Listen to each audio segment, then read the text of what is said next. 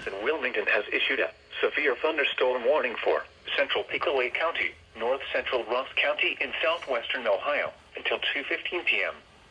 At 1:20 p.m., a severe thunderstorm was located near Williamsport, moving southeast at 20 miles an hour. Hazard, 60 miles an hour wind gusts and quarter-size hail. Source, radar indicated.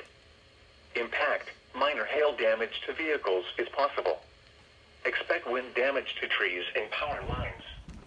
Locations impacted include Circleville, South Bloomfield, Williamsport, Logan Elm Village, Fox, Darbyville, West Marion State Park, Pickaway County Airport, State Route 138 at U.S. Route 22 and East Ringgold.